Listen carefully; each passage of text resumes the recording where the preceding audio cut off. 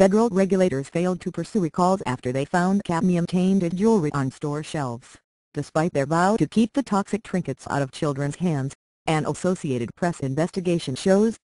Officials at the U.S. Consumer Product Safety Commission also have not warned parents about the contaminated items already in their homes.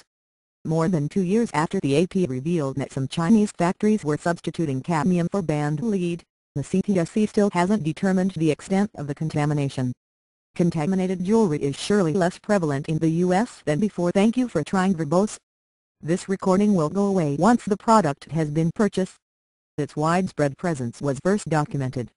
However, rings, bracelets and pendants containing cadmium and marketed for preteen girls were purchased over the last year. The AP and representatives of 2 consumer groups were able to buy the items in Los Angeles, suburban San Francisco, central Ohio and upstate New York. Despite touting its work as a model of proactive regulation, the agency tasked with protecting Americans from dangerous everyday products often has been reactive, or inactive. Take a children's jewelry sweep the CPSC conducted at stores nationwide. Testing showed that 6 different items. Thank you for trying verbose. This recording will go away once the product has been purchased. On shelves, including one referred to as a baby bracelet, were hazardous by the agency's guidelines.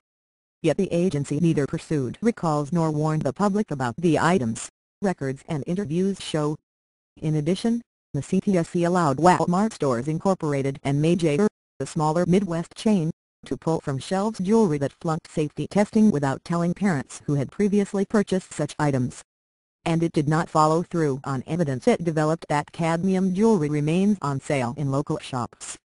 Agency staffers have consistently sided with firms that thank you for trying verbose. This recording will go away once the product has been purchased. Argued their high cadmium items shouldn't be recalled, not because they were safe in the hands of kids, but because they were deemed not to meet the legal definition of a children's product. Also, the CPSC trusted retailers and jewelry importers to self-police their inventories for cadmium, but did not check whether they had done so for at least a year. In response to AP's reporting, the CPSC said it did all it could given limited resources. A spokesman credited the agency's focus on intercepting jewelry before it got onto shelves as the reason that cadmium did. Thank you for trying verbose. This recording will go away once the product has been purchased. Not become the widespread scourge that lead was several years ago. To be sure, the CPSC does have challenges. Though the agency's resources have been growing, by federal standards the CPSC is a minnow. The $115 million budget supports just 545 full-time employees responsible for regulating thousands of products. And, under agency rules, it is difficult to mandate that a firm recall an item. While CPSC Chairman Anas Tenenbaum has claimed credit for reducing the presence of cadmium in children's jewelry, in fact, faster and more forceful. Thank you for trying verbose. This recording will go away once the product has been purchased. Efforts have come from elsewhere.